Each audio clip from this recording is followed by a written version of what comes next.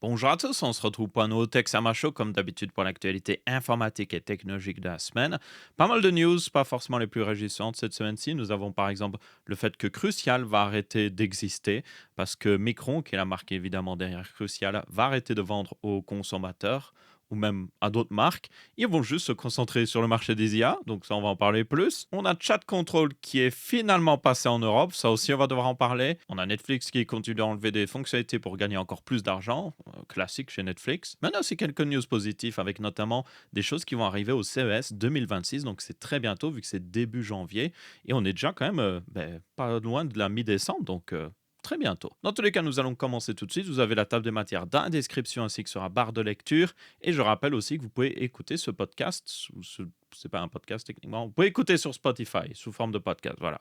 Il y a aussi la vidéo sur Spotify en réalité. Mais avant ça, ce début de vidéo est sponsorisé par Seasonic et leur gamme d'alimentation Prime PX. Et en particulier ici le modèle 1600 watts qui représente le meilleur de la marque. Investir dans une Seasonic Prime PX, c'est pas juste acheter une alimentation, c'est un investissement pour la tranquillité d'esprit. Parce que déjà, vous avez le support complet de la norme ATX 3.1 ainsi que PCI Express 5.1. Vous avez donc un connecteur natif 16 broches directement derrière l'alimentation. Et même sur le modèle 1600 watts, vous en avez deux. Donc oui, vous pourriez vous amuser à mettre deux RTX 5090 dessus. Ça tournerait sans aucun souci, vous avez largement la puissance. Mais même si vous n'avez pas de RTX 5090 à brancher derrière, avec l'interface modulaire, vous pouvez brancher à peu près tout ce que vous voulez. Vous avez 3 connecteurs CPU par exemple, 4 câbles SATA avec 4 connecteurs sur chacun d'entre eux, donc oui, ça représente 16 disques durs si vous le voulez, et même du Molex si vous avez besoin, et surtout jusqu'à 6 câbles PCI Express 8 ou 6 pins.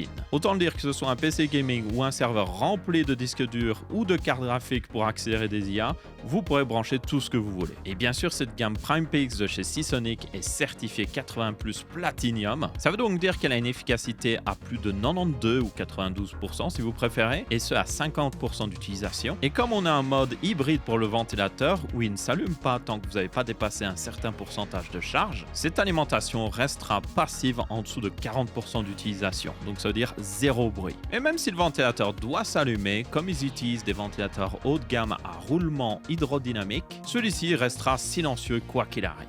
Et pour ajouter encore plus à la tranquillité d'esprit, Seasonic offre 12 ans de garantie sur leur gamme Prime PX. Et pour découvrir cette Seasonic Prime PX 1600 watts, vous aurez un lien dans la description. Encore un grand merci à Seasonic d'avoir sponsorisé ce début de vidéo. La première news de la semaine, c'est le fait que Micron va arrêter leur marque Crucial, qui était une marque orientée grand consommateur, vu que Micron est évidemment l'un de ces grands fabricants de puces mémoire, que ce soit de la mémoire flash, la mémoire pour, par exemple, la RAM, la DDR5, LPDDR5X ou même de la VRAM, et ils vont juste se concentrer en faisant ça sur le marché des IA et donc le marché plus business derrière pour les data centers et tout. D'un point de vue financier, c'est un choix logique pour eux parce que ça reste une entreprise qui essaie de faire un maximum d'argent et le marché des IA paye énormément. Donc les mêmes puces de mémoire qu'ils pourraient fabriquer et les vendre à travers justement Crucial, mais ça ne rapporterait pas autant que juste les donner directement à des data centers ou des marques qui veulent justement faire des énormes data centers pour tout ce qui est IA. Le marché est tellement gros, il y a tellement de demandes que c'est juste logique. Ils peuvent le vendre pour beaucoup plus cher. Et surtout, ce marché-là est prêt à payer énormément d'argent justement pour ces puces mémoire. Donc pour ceux qui se demandent qu'est-ce qui va arriver à Crucial, ils vont arrêter de fabriquer donc des nouvelles barrettes de RAM, des nouveaux SSD et tout ça, mais la marque continuera d'exister en tout cas pour le support client. Donc si vous avez un problème avec votre barrette de RAM Crucial, vous pourrez toujours les contacter pour avoir un remplacement ou autre chose. Donc tenez-en compte, c'est assez important. Tenez compte aussi que Micron continuera de peut-être vendre à d'autres constructeurs de RAM parce que forcément, par exemple, je sais pas moi, Corsair, G-Skill, Kingston ne fabriquent pas de la RAM directement par eux-mêmes. Ils se fournissent auprès de soit Micron, SK Hynix ou Samsung, qui sont les trois grands constructeurs de puces mémoire flash, même s'il y en a d'autres un petit peu maintenant. On a vu notamment la semaine dernière un qui arrive de Chine. Ce sont les trois plus gros et donc les autres constructeurs de RAM que vous voyez partout, que ce soit aussi même les SSD, se fournissent auprès d'eux. Et donc là, eux pourront toujours acheter des puces auprès de Micron. C'est juste que, oui, ils devront concurrencer les prix que sont prêts à offrir le marché de l'IA. Donc, ouais, je ne sais pas s'ils y arriveront forcément, ou en tout cas, ça veut dire que tous les kits de RAM qui utilisent des puces mémoire Micron vont forcément augmenter en prix, mais bon, ça c'est le cas pour tout le reste du marché. Mais ça empire la chose. Ça diminue l'offre alors que la demande est déjà énorme et la demande aussi de l'IA est de plus en plus énorme. Et donc forcément, ben, les prix vont continuer d'augmenter encore plus. Donc c'est mauvais pour le grand consommateur, c'est mauvais pour à peu près l'entièreté du marché hors du marché de l'IA parce que les ordinateurs portables utilisent de la LPDDR5X ou de la DDR5 normale. Ils utilisent aussi des puces de VRAM si c'est des ordinateurs portables gaming. Vous avez les SSD, il y a des SSD dans à peu près tout et n'importe quoi. Et on a évidemment les barrettes de RAM pour PC fixe. Mais le truc, c'est que la dernière fois qu'on avait eu une pénurie comme ça, je vous rappelle, c'était en 2020-2021 avec les GPU. Mais encore à cette époque-là, on pouvait acheter des ordinateurs auprès des grandes marques ou on pouvait acheter des ordinateurs gaming. C'est pour ça, enfin des ordinateurs portables gaming. C'est pour ça que beaucoup de gens sont passés sur des portables gaming. Et c'est justement le plus gros marché au niveau gaming PC maintenant, les ordinateurs portables, parce que à cause de ça en partie, mais aussi parce que pour beaucoup de gens, ça a plus de sens, on va dire. C'est plus simple. Et si vous manquez un petit peu de place, ça permet d'avoir juste un appareil pour jouer tranquille. Donc ces ordinateurs portables gaming à l'époque étaient une bonne alternative si vous ne pouviez pas acheter des GPU. Maintenant, avec le problème de la RAM, et aussi par extension les SSD que ça va arriver, et aussi la VRAM qu'il y a dans ces portables gaming, ça va être pire parce que vous pourriez vous dire, oui, mais le marché des IA n'a pas vraiment besoin de RAM que monsieur tout le monde utilise. Ils utilisent de la VRAM ultra rapide qui est de la HBM, et du coup, en toute logique, ça ne devrait pas poser de soucis. Alors déjà, vous avez les constructeurs comme Micron qui vont rediriger de la production vers la mémoire HBM parce que c'est juste plus logique, mais aussi le fait que beaucoup de ces serveurs d'IA ont besoin de juste de puces DDR5 normales ou même de LPDDR5X que vous retrouvez dans les smartphones, les ordinateurs portables, parce que, par exemple, le plus gros rack serveur de chez NVIDIA, qui utilise les GPU Blackwell à l'heure actuelle, c'est le GB200 si je me souviens bien, eh bien, la moitié, même plus que la moitié de la RAM dans un de ces racks est de la LPDDR5X. Ce n'est même pas de la HBM. Donc ça veut dire qu'ils ont besoin d'énormes quantités de RAM pour alimenter, pour continuer de fabriquer ce genre de rack serveur et du coup alimenter derrière les data centers d'IA. Et donc ça, c'est énormément problématique parce que beaucoup d'ordi portables, comme j'ai dit, beaucoup de téléphones utilisent de la LPDDR5X. Et c'est pour ça que on va avoir une explosion des prix pour à peu près tous les marchés grands consommateurs. Donc c'est pas comme 2021 où on pouvait se réfugier sur un autre marché. Là, c'est juste bonne chance en fait, vraiment bonne chance.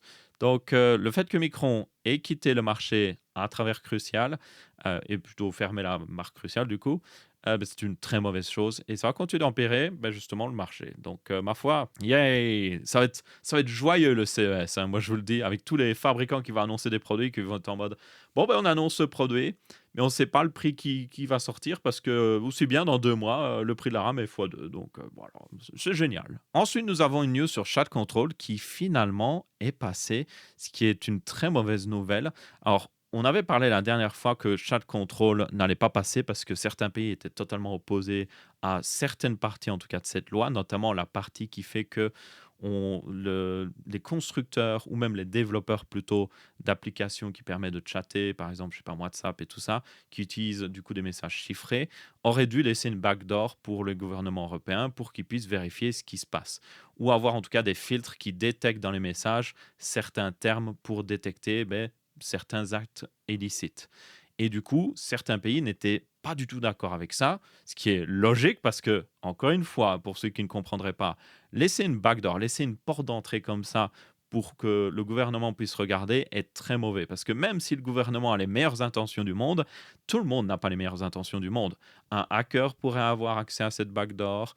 Vous pourriez avoir juste un mauvais acteur qui l'utilise aussi, juste un pays juste qui va tendre vers un État policier pour utiliser ça pour encore plus justement accélérer ce développement. Donc c'est quoi qu'il arrive extrêmement mauvais. Et le problème, enfin le pire là-dedans, c'est que les criminels qui pourraient être attrapés grâce à ça vont juste utiliser autre chose qui n'a pas de backdoor. Et c'est ça qui est stupide. Et c'est monsieur tout le monde qui va être puni derrière avec moins de sécurité et surtout la possibilité peut-être de se faire contrôler encore plus par leur gouvernement. Donc, comme j'ai dit, mais cette provision-là, cette partie-là de la loi a été enlevée pour le moment pour justement faire passer le reste de la loi. Mais il y a quand même des trucs qui sont voilà, un petit peu bancale dans cette loi-là. Et le problème, c'est que elle est écrite d'une manière un peu ambiguë, ce qui permettrait de peut-être ramener cette partie-là dans justement un projet de loi dans certains pays. Alors, je l'ai dit, certains pays étaient contre, mais il y a d'autres pays qui étaient pour. Et donc, ces pays-là, eux, pourraient juste passer chat control et puis implémenter des choses supplémentaires. Ils pourraient aller plus loin que la loi fournie par l'Union européenne et justement ramener ce fait de pouvoir lire tous les messages des applications chiffrées. Et c'est ça que je dis que c'est mauvais. Parce que même au premier abord, on pourrait me dire, oh, mais c'est plus dans le projet de loi, donc c'est bon. Mais non, ça pourrait quand même revenir dans certains pays en tout cas. Donc là, si vous le pouvez, moi, ce que je dirais, c'est de tout simplement aller écrire à vos représentants au niveau de l'Union européenne. Je rappelle que beaucoup de gens ont tendance à dire, oh, c'est de la faute de l'Union européenne, blablabla. Mais je rappelle que toutes les personnes qui sont élues au Parlement européen ou aux autres organismes européens viennent des partis qui sont les plus populaires, en tout cas dans tous les pays d'Europe. Donc vous avez des représentants, si vous êtes français, vous avez des représentants français qui sont là-bas et qui ont décidé de voter pour cette loi-là. Donc c'est le moment de leur écrire un email et de leur expliquer que vous n'êtes pas d'accord avec cette décision. Je vous recommanderais d'être évidemment courtois. Le but, c'est pas d'insulter ce genre de personnes parce que ça ne sert à rien tout simplement, mais de leur faire comprendre que oui, c'est juste mauvais. L'intention derrière est très bonne. Encore une fois, c'est une loi. Il doit y avoir des choses qui sont faites à ce niveau-là. Mais derrière, le problème, c'est que on doit toujours choisir entre liberté et sécurité. C'est un jeu d'équilibre. Vous pouvez sacrifier un peu de liberté pour plus de sécurité, mais derrière, il faut évidemment pas trop sacrifier de liberté, ou sinon, oui, vous avez beaucoup de sécurité, mais derrière, vous êtes aussi bien derrière des barres. Comme par exemple, oui, vous pouvez être dans une prison, vous serez en parfaite sécurité dans une prison, ou si je vous enferme dans une pièce, vous serez en parfaite sécurité, mais derrière, vous n'aurez aucune liberté. C'est un petit peu ça ici. Euh, Ça peut être intéressant des fois de sacrifier un petit peu de liberté pour une sécurité importante. Mais là, je pense qu'on a sacrifié énormément de liberté avec cette loi, ou en tout cas, on va potentiellement sacrifier beaucoup de liberté pour juste un tout petit peu de sécurité qui finalement, ouais, dans la plupart des cas, n'aidera même pas. Donc, ouais, quoi qu'il arrive, je vous invite à aller voir vos représentants au niveau de l'Union européenne pour votre pays. Peu importe que ce soit le Parlement européen ou d'autres organismes, comme j'ai dit, et n'hésitez pas à leur écrire un message par rapport à ça parce que c'est, selon moi, très important. Ensuite, nous avons Netflix qui a décidé de tout simplement retirer la fonctionnalité de cast dans leur application pour pouvoir permettre de caster, par exemple, une série, un film vers une TV qui serait sur le même Wi-Fi. Et Netflix n'a même pas essayé de donner une excuse d'ailleurs pour avoir enlevé cette fonctionnalité. Ils ont juste littéralement rien dit. Elle a été enlevée comme ça du jour au lendemain sans prévenir. Elle reste disponible sur certains appareils qui supportent nativement justement le fait de caster, comme les anciens Chromecast, mais seulement si vous avez des abonnements plus chers. Et pour ceux qui se demandent du coup, ben, pourquoi ils ont fait ça? Quelle est la raison? Est-ce que ça coûte trop cher en développement pour supporter cette fonctionnalité? Non, la raison c'est l'argent. En empêchant de pouvoir caster, ça empêche par exemple vous d'aller chez un ami, de sortir votre téléphone en étant connecté à son Wi-Fi et de caster avec votre abonnement une série sur sa TV. Maintenant, votre ami devra avoir son propre abonnement sur sa TV. Et ça va de pair avec le fait qu'ils ont évidemment enlevé la possibilité, ou en tout cas restreint la possibilité, de juste partager son compte Netflix avec n'importe qui. Donc oui, voilà, c'est juste une manière de restreindre encore plus ici et de s'assurer que plus de gens prennent des abonnements Netflix. Donc c'est totalement salaud et honnêtement, ouais, moi je vous le dis, faites comme moi, arrêtez votre abonnement Netflix, arrêtez même vos abonnements pour tous les services de streaming comme ça. Disney+, je sais pas moi, Amazon même, Amazon Prime, bien qu'il y a Prime a d'autres avantages derrière, donc si vous en avez besoin, ça peut valoir la peine, mais si c'est juste pour regarder des séries, vous arrêtez, Apple TV et tout, vous arrêtez, et ce que vous faites, c'est qu'une fois par mois, vous en prenez un seul, vous regardez tout ce que vous pouvez regarder, toutes les séries que vous vouliez regarder de l'année, et puis quand vous avez fini, vous cancel, vous arrêtez l'abonnement, vous reprenez l'abonnement du prochain, peut-être que là maintenant vous passez à Apple TV, vous regardez tout, et puis quand vous avez fini, encore une fois vous arrêtez l'abonnement et vous passez au suivant. Ça demande un peu plus d'effort, mais en faisant ça, ça vous permet de tout simplement économiser énormément d'argent parce que vous ne payez qu'un abonnement à la fois et techniquement, vous profitez de tous les catalogues. Juste que vous devez attendre un peu la rotation. Donc, moi, ce que je vous dirais, c'est juste vous faites une liste. Ah, vous voyez une série qui apparaît intéressante, vous la mettez sur votre liste et vous dites, ah, mais quand je reprendrai l'abonnement pour Netflix, je le regarderai. Et ça marche bien.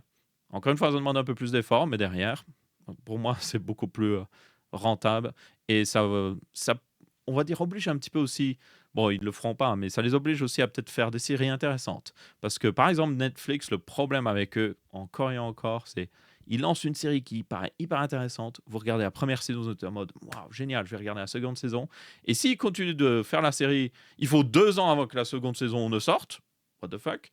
Ou alors, ils font jamais de seconde saison. Et là, c'est encore plus embêtant, évidemment.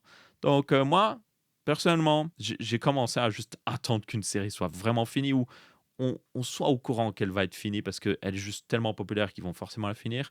Et puis après, je la regarde à ce moment-là. Parce que si j'ai aucune garantie qu'ils vont la finir, je regarde pas. J'ai pas envie d'investir du temps dans quelque chose qui va pas être fini correctement. Ensuite, nous avons Windows 11 qui a un petit peu du mal à prendre la main par rapport à Windows 10 qui n'est en réalité pas très étonnant. Là, j'ai les graphiques qui viennent de StatCounter des je ne sais combien dernières années. C'est très loin, hein. Pour information, le début du graphique ici est à 2016.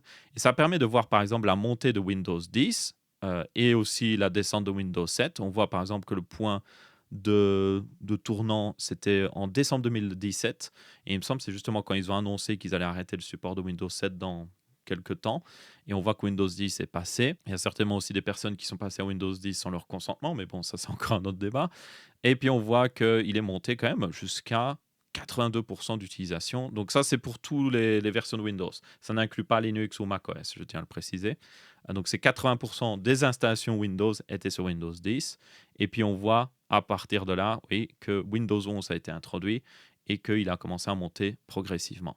Et ce qui est intéressant de voir, c'est que, oui, forcément, quand vous avez Microsoft qui a annoncé euh, que Windows 10 allait arrêter d'être supporté en octobre, donc quelques mois avant, on voit ici vers juin 2025 que Windows 11 a enfin dépassé Windows 10, qui a été un petit peu le cas, la même chose avec Windows 7 et Windows 10 quand ça arrivait. Mais derrière, on voit que ça commence un petit peu à stagner. Alors, quand on voit le graphique aussi ici, on voit que Windows 7 et Windows 10 ont un petit peu limite stagné aussi. Mais là, il va falloir encore un petit peu quelques mois pour vraiment voir l'effet. Mais il semblerait que oui, ça stagne totalement. Ce qui vient du fait aussi que la moitié apparemment des PC Windows 10 encore fonctionnels à l'heure actuelle ne sont tout simplement pas compatibles Windows 11. La moitié. C'est juste énorme. Ça représente des millions de PC, voire même des dizaines, centaines de millions de PC. Et donc ces PC-là ne pourront jamais être mis à jour vers Windows 11. Et selon les recommandations de Microsoft, je vous rappelle que sur leur site, ils disent littéralement: oh, votre PC n'est pas compatible, c'est pas grave. Faites-le recycler, achetez un nouveau PC. Sauf que, bon, Microsoft, ça, je pense qu'ils ne l'ont pas prévu. C'est pas. Enfin, l'équipe, en tout cas, Windows n'a pas prévu ça. C'est que, oui, la RAM est en train de coûter de plus en plus cher. Les SSD coûtent de plus en plus cher. Acheter un PC va devenir un luxe, clairement. Même un PC portable basique va devenir un luxe. Donc, si vous avez un vieux PC Windows 10 qui fonctionne encore très bien et que Microsoft derrière vous dit d'acheter un nouveau PC et que ce nouveau PC coûte la peau des fesses, vous n'allez pas passer sur Windows 11. Carrément pas. Et du coup, ça veut dire que oui, on va se retrouver avec beaucoup de gens qui sont coincés sur Windows 10.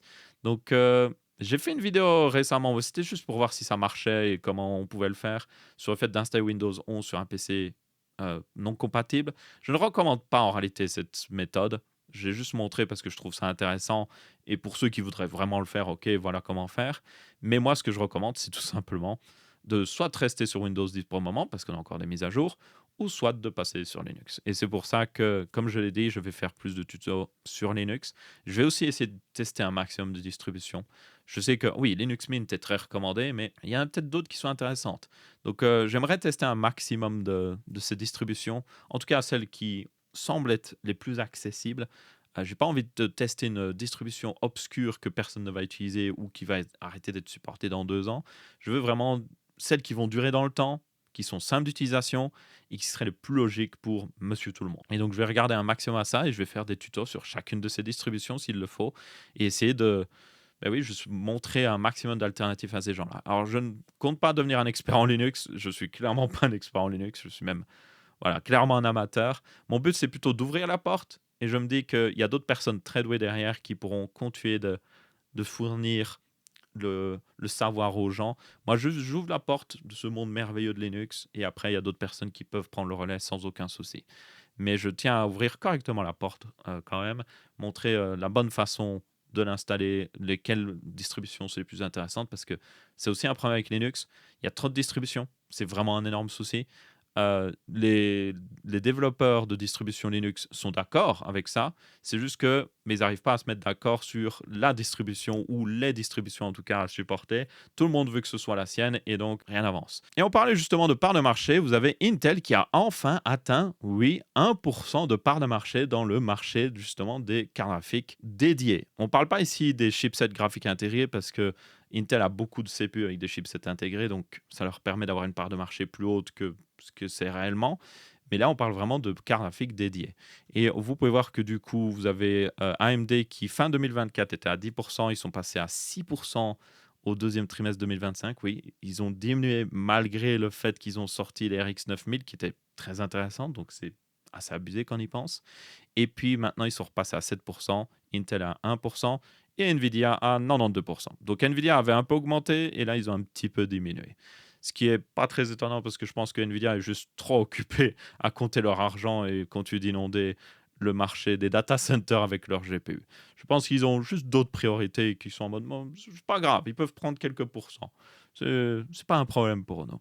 Mais c'est juste intéressant, oui, de voir que Intel est à 1% maintenant. Donc j'espère qu'ils vont continuer de faire des cartes graphiques. Ce serait très important. Avoir plus d'acteurs sur ce marché aiderait forcément le consommateur, même s'il y a des problèmes avec les prix de la VRAM. Ça aiderait forcément. Et donc, oui, vous n'êtes peut-être pas les meilleurs Intel, vous n'êtes peut-être pas les meilleurs cartes graphiques, mais continuez d'en faire par pitié. Et tant qu'on parle de GPU et d'avoir plus de concurrence, nous avons Mortreads qui va annoncer apparemment une nouvelle architecture le 19 décembre. Donc Mortreads, évidemment, c'est ce constructeur de cartes graphiques en Chine qui avait lancé ce GPU-là, si vous vous souvenez, qui n'était pas le meilleur, consommait beaucoup, ne supportait pas toutes les technologies, même DirectX. Mais entre-temps, ils ont sorti beaucoup de drivers, ils ont amélioré beaucoup les choses. Alors, c'est pas devenu parfait, hein, et c'est toujours en retrait par rapport à ce que offre Nvidia ou même AMD ou même Intel. Mais voilà, ils ont fait énormément de progrès, et donc le fait qu'ils vont sortir une nouvelle architecture pourrait nous montrer les efforts, même les progrès qu'ils ont fait depuis leur première architecture et peut-être commencer à se dire que oui, il y a peut-être la possibilité d'avoir un constructeur de GPU en Chine qui arrive à faire des GPU suffisamment bons pour que monsieur tout le monde puisse en acheter et l'utiliser comme GPU pour le gaming. Alors cette nouvelle architecture, selon l'annonce justement de la marque, semble être plutôt dirigée data center et IA, ce qui est logique, c'est là où il y a le plus d'argent à faire. C'est une entreprise qui débute dans le milieu, donc pour eux, c'est plus logique de viser ce qui rapporte le plus. Et puis, il y a un énorme marché à se faire en Chine, vu que la Chine, je vous rappelle aussi, est restreinte. Enfin, ils sont censés être restreints sur les GPU qu'ils peuvent acheter. Ils ont même des versions chinoises, hein, si vous vous souvenez de la 5090D et tout ça, parce que oui, le gouvernement américain ne veut pas leur donner les meilleurs GPU. Donc, il y a un intérêt pour beaucoup d'entreprises en Chine de juste développer leur propre GPU. Donc, voilà pourquoi ils visent ce marché-là. Mais peut-être qu'ils feront quand même des versions un peu pour les gamers, ce qui pourrait être intéressant. Et puis, quoi qu'il arrive, moi, j'ai envie de voir ce que ça donne, de voir le progrès qu'ils ont pu faire justement sur leur architecture. Je suis pratiquement sûr que ce ne sera pas parfait. Je suis pratiquement sûr que ça consommera plus que Nvidia ou AMD pour les mêmes performances. Mais c'est quand même un nouvel acteur qui arrive. Et il ne faut pas sous-estimer ça, selon moi, parce que le marché chinois, notamment, a énormément d'intérêt à développer, ben, on l'a vu la semaine dernière, leur propre fabricant de DRAM, leur propre fabricant de GPU ou même de CPU, parce que derrière, ça leur permet d'être moins dépendant du reste du monde. Et c'est quelque chose que veut énormément le gouvernement chinois. Et ils fabriquent déjà littéralement toute l'électronique qu'on a. C'est juste qu'ils n'ont pas leur propre design. Ils ont les capacités de production, mais n'ont pas les capacités de design au final. Et surtout aussi les capacités de production de, on va dire, de puces très avancées, parce que ça, c'est évidemment toujours fabriqué par TSMC. Mais s'ils rattrapent là-dessus, ils pourraient faire totalement des GPU utilisables. Et même des GPU qu'on peut utiliser ben, pour jouer à des jeux vidéo. Et ça, encore une fois, plus d'acteurs sur le marché ne fait pas de mal parce que si réellement vous avez une marque comme ça qui arrive en Chine et qui arrive à faire des très bons GPU au point de concurrencer AMD ou Nvidia, mais ça force AMD ou Nvidia à se bouger les fesses parce que ils ne pourront plus continuer de faire un petit peu leur danse qu'ils ont actuellement ou enfin leur danse un peu bizarre où AMD fait exprès de juste pas toujours concurrencer Nvidia. Hein, je pense qu'on le voit assez bien. Des fois, AMD, ils pourraient faire plus. Ils sont juste en mode non, on va rester dans notre sentier. On va laisser Nvidia quand même faire leur propre truc aussi à côté. Des fois, je ne comprends pas trop. Ils pourraient clairement y aller à fond, quoi. Je dis même pas forcément de casser les prix sur les GPU, juste même sortir plus de GPU. Pourquoi on n'a pas une RX 9070, enfin une carte entre la 9060 XT et la 9070 qui sera à 450 € pour concurrencer la 5060 Ti? Il n'y en a pas. Pourquoi on n'a pas une carte même plus puissante que la 9070 XT? Ils pourraient. euh, S'ils utilisaient de la GDDR6X, sans même passer à la GDDR7, ils pourraient mettre de la GDDR6X, avoir un GPU plus overclocké et tout ça, et avoir un GPU qui pourrait sans problème battre une 5080, mais ils le font pas. Et ils ont aucune carte graphique grand public basée sur RDNA 4.0 mobile. Regardez les ordi portables, rien. Il n'y a rien du tout. Donc c'est ça que je dis. AMD, des fois, ils sont un peu en mode, on va juste laisser Nvidia faire leur truc. Nous, on va juste prendre une petite part de marché et on est content. Voilà, on est content avec juste cette petite part de marché. C'est ça que je comprends pas avec AMD. Allez-y, quoi. Bougez-vous les fesses, quoi. Bon, ils se bougent les fesses au niveau IA, parce que c'est là où il y a le plus d'argent à se faire en réalité. Donc, ouais. Mais ça fait de très nombreuses années que AMD fait cette stratégie, où ils prennent une petite part du marché, ils sont en mode, on est content, on a ça, c'est bien. Et puis Nvidia prend le reste. Donc, voilà. Je ne comprends pas ça. Et avoir un troisième acteur qui est vraiment sérieux sur le marché, que ce soit Intel ou Mortrex, permettrait de juste casser cette danse un petit peu juste bizarre. Ensuite, on aurait l'un des premiers leaks du CES 2026 qui est plutôt intéressant avec ici, comme vous pouvez voir, le Lenovo Legion Pro Rollable qui est tout simplement un ordinateur portable gaming avec un écran OLED roulable. On avait vu qu'ils avaient annoncé un Ultrabook avec un écran roulable qui, lui, roulait vers le haut l'année dernière. C'était intéressant au niveau concept, mais voilà, personnellement, c'est pas ce que je recherche dans un ordi portable. Mais ici, c'est un ordinateur portable gaming. Donc l'écran, quand il est roulé, fait 16 pouces. C'est un écran classique d'ordinateur portable en 16 dixièmes. OLED, comme j'ai dit aussi. Vous avez évidemment un Core Ultra de dernière génération, vous avez une RTX, donc vraiment full puissance. C'est un ordinateur portable gaming. Mais quand vous le voulez, vous appuyez sur un bouton, il y a des moteurs qui déroulent l'écran, et là, vous avez un écran 21 neuvième. Le 21 neuvième, c'est selon moi génial.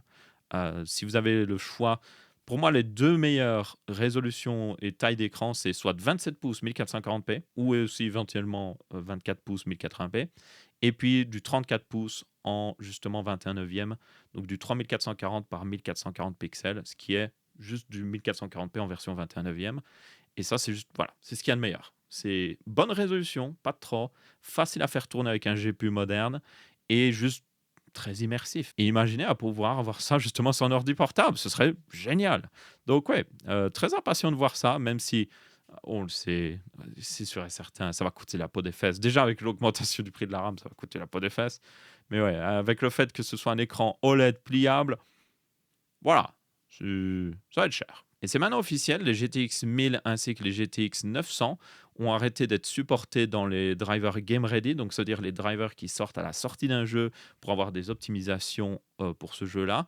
Ils seront toujours supportés pour tout ce qui est failles de sécurité, donc un petit peu comme l'avait annoncé AMD avec les RX 6000, mais finalement c'était pas le cas, hein. Ils avaient oublié de préciser, ou juste ils sont revenus en arrière, peu importe. Donc, on le savait, ils avaient déjà annoncé ça il y a quelques mois que ça allait arriver, que le dernier driver allait sortir vers la fin d'année. Et bien maintenant, il est arrivé.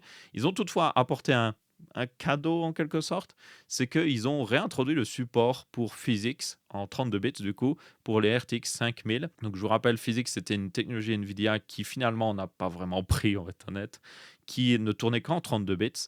Et avec l'arrivée des RTX 5000, il me semble que basiquement tout ce qui tourne avec les RTX 5000 était en 64 bits. Et c'est pour ça qu'ils étaient en mode, oh, 32 bits, non, on ne supporte plus, donc Physics, bah, ça passe à la trappe.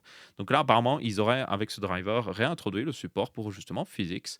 Et donc, si vous voulez faire tourner notamment Borderlands 2 et 3, si je me souviens bien, qui utilisaient Physics, ou même Batman Arkham Knight utilisait aussi Physics, ben, avec votre RTX 5000, vous n'aurez plus besoin d'un deuxième GPU littéralement pour calculer les effets Physics.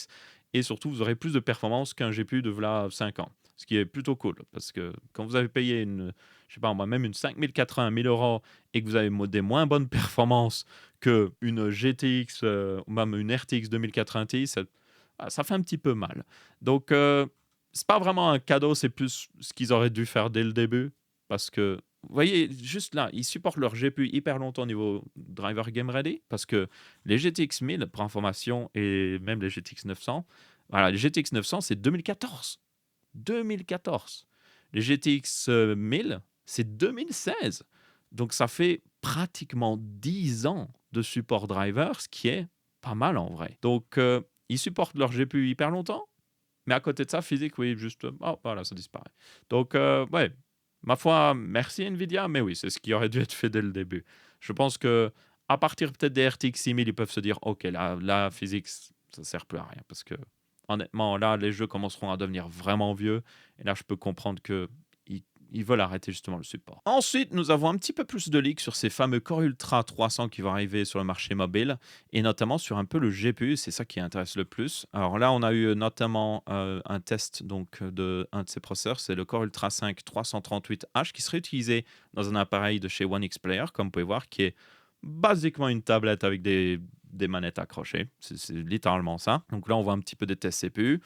Intéressant, mais pas le plus intéressant. On voit toutefois que le GPU utilisé est ici une Arc Bits 370 qui utilise du coup 10 Exi-Core 3 comparé aux 12 qu'on aurait dans la Arc B390 qui serait la plus intéressante évidemment. Étonnamment, ce processeur du coup n'a pas la dénomination X parce que le X est réservé seulement aux CPU qui ont le full GPU, ce qui est un peu bizarre parce que comme vous pouvez voir, oui, ok, il n'a pas le full GPU, mais comparé aux autres, il a clairement plus. Les autres ont juste 4 cœurs GPU, lui il en a 10 quoi. Donc peut-être qu'il devrait mettre un truc pour le différencier parce que regardez, si je vous dis oh, vous avez le Core Ultra 5 336H, le 338H et le 356H et c'est un Core Ultra 7 en vrai. Quel est le meilleur au niveau GPU? Aucune idée pour le savoir. Il faut aller voir les specs. Donc ouais, peut-être que je pense qu'il pourrait clairement utiliser la dénomination X pour ce CPU. Ce serait tout à fait logique. Même si c'est pas le full GPU, c'est clairement plus que les autres à côté.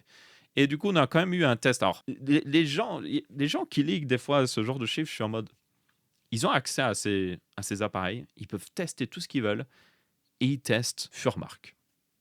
Qui utilise Furmark pour tester un GPU, je ne sais pas. Mais on a eu un score qui est de 2383, ce qui serait apparemment, selon Videocards, pas très loin d'une GTX 1060. Ce qui en réalité pas dégueulasse, c'est vraiment pas dégueulasse comme sort.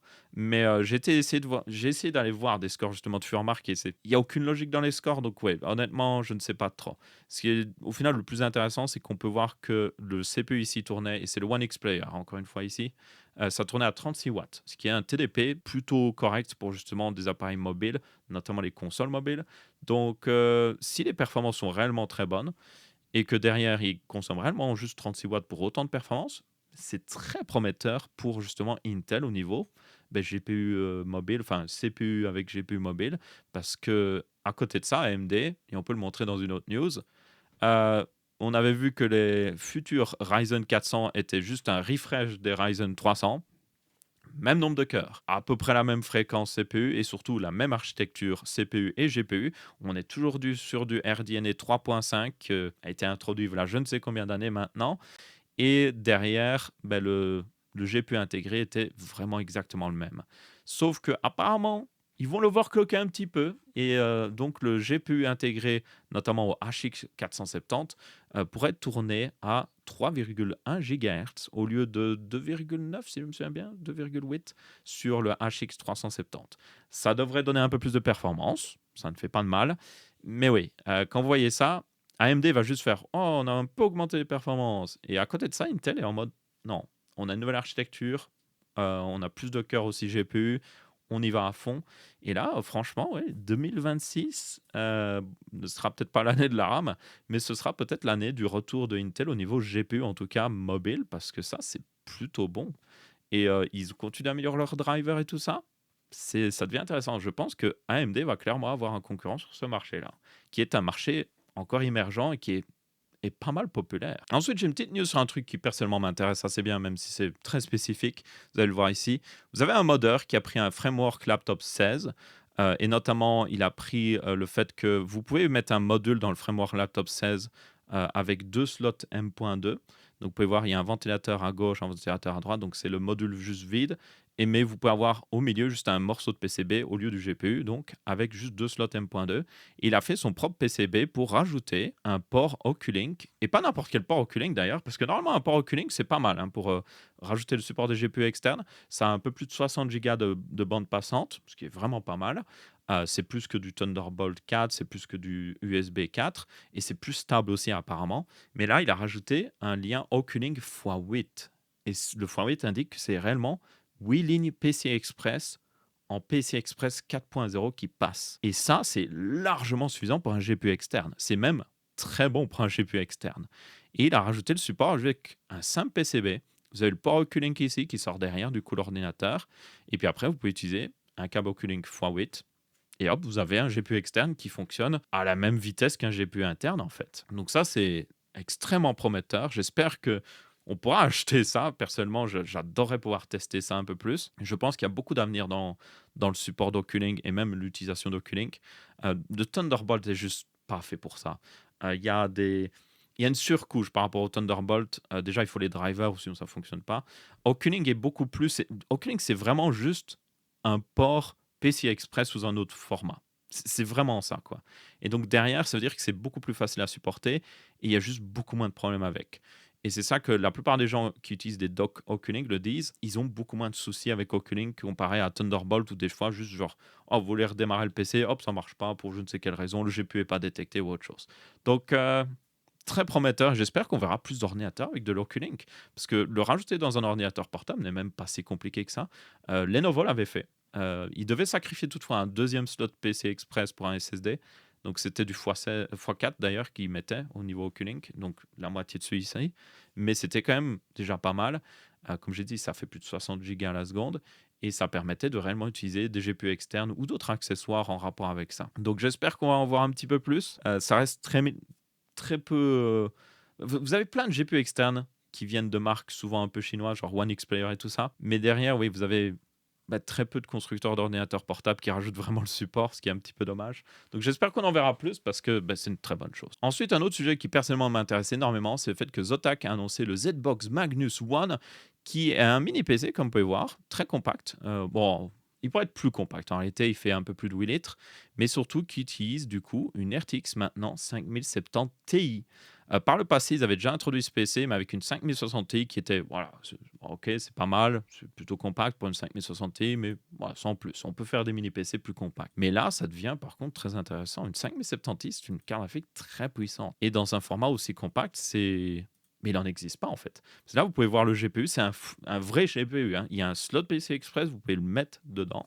Donc, c'est-à-dire qu'ils ont fabriqué un GPU rien que pour ce PC qui est plus court qu'une 5070 Ti normale parce que ce PC n'est pas très long et qui est pas trop épais. Alors, on voit qu'il y a un peu de marche à côté, donc je pense que ça doit être un GPU qui fait évidemment minimum 2 slots, mais qui certainement fait plus 2,5 slots. Donc voilà, ça c'est un peu dommage personnellement. Mais c'est un GPU qui est assez court pour être intégré dans pas mal de mini PC justement. Et donc là, j'ai juste envie de dire, Zotac, ok, le mini PC est intéressant, mais est-ce que je peux acheter le GPU à part? Parce que personnellement, c'est ce qui m'intéresserait le plus.